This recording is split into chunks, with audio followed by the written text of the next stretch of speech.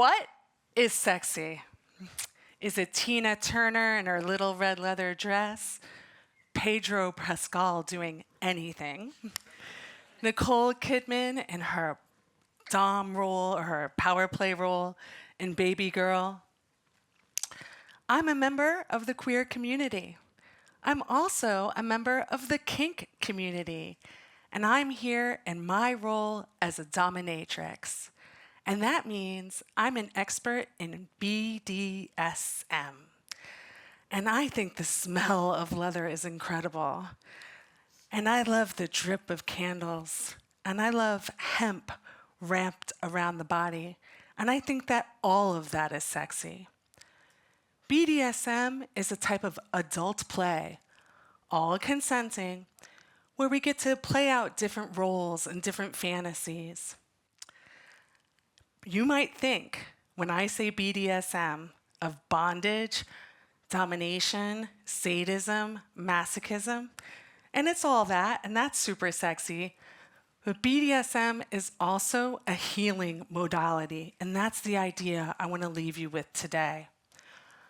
My friends and I, we play together. We take on different roles. We act out different scenes. We give each other pleasure and joy. We talk about consent. We understand each other's boundaries and we honor them and respect them. And it's in this play that we can feel pleasure and joy and also healing.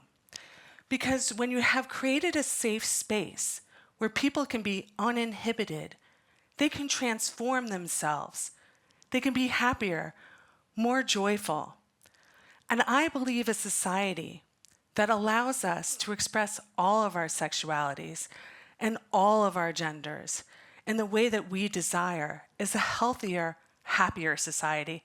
And that's the place where I want to live. Right now, we treat BDSM as taboo, as filth, as something that should be locked in a dungeon. And I love the dungeon. But I also love the penthouse. And that's why I believe that we should take BDSM out of the dungeon and bring it into the penthouse.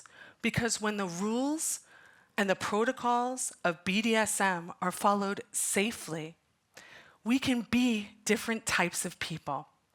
So I said BDSM is healing. Let's talk about the facts. First of all, play is super important for neuroplasticity. That means that your brain grows when you play.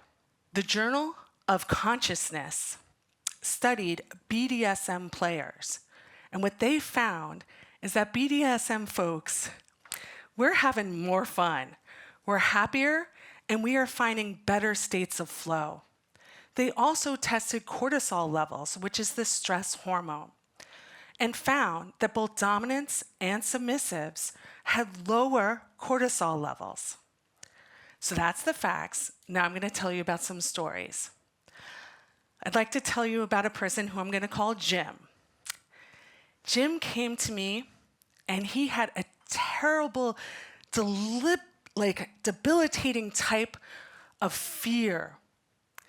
And he expressed to me that he wanted to be hypnotized. And I was like, yeah, that sounds great. Yeah, hypnotism. Jim had seen a Disney movie when he was a child. And that Disney movie had a snake that mesmerized and hypnotized the lead character. And Jim told me when he was young, he saw that and he had a sexual reaction to it. And then his next reaction was shame. And he lived with that shame, but also that desire for decades until he found me. And I learned how to do sensual hypnosis. I worked with him and I emotionally embraced him like that snake. And he got to play out that desire. And in the time that we were together, he went from kind of shrinking and unable to ask for his desires to being confident And I graduated gym, and I told him, go out and find that girlfriend, because sensual hypnosis is a really fun kink and actually not all that wild. BDSM has also been healing for me as I have found my role as a femme-dom. BDSM can be healing, and the teacher and coach, Dossie Easton, says, BDSM scenes can transform us. We get to play out our traumas, but with control. We get to feel pain with love, and we can transmute that shame into power. And that's what I did. Like so many women, I was overly sexualized by men at a very early age. I'm talking preteen.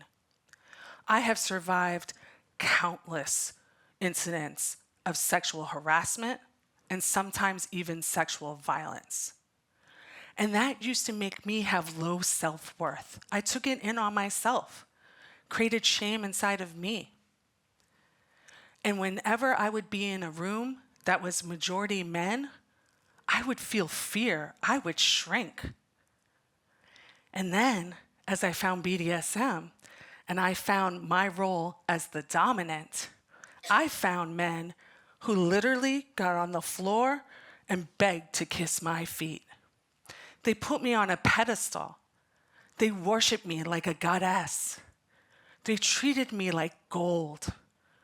And I transformed from that fearful woman to the strong, powerful goddess you see in front of you today.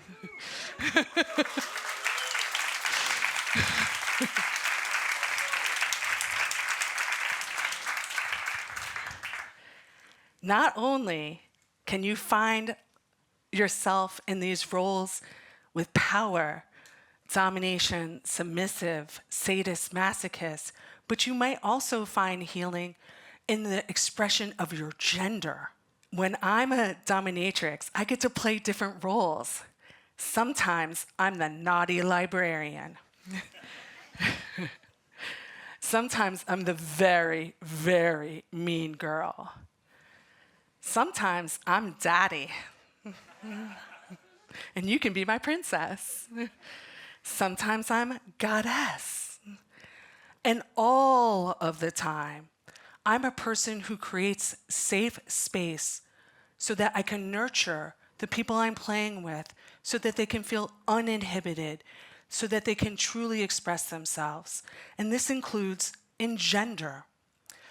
The Journal of LGBTQ Counseling found that folks who participate in kink communities find spaces that are safe to express and explore gender. And that's so important to us as a queer community. So I think I've shown that I want to take BDSM into the mainstream, just like pop icon Rihanna.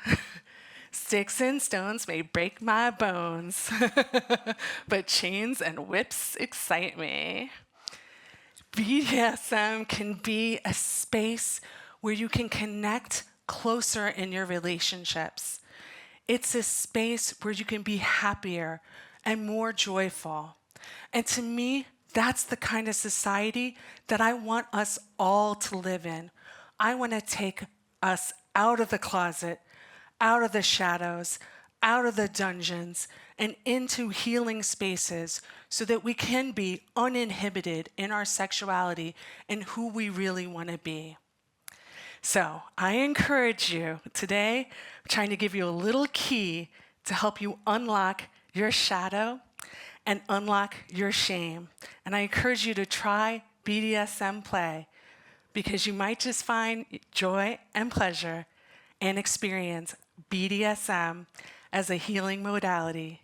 And that's an idea that might change everything for you. Thank you.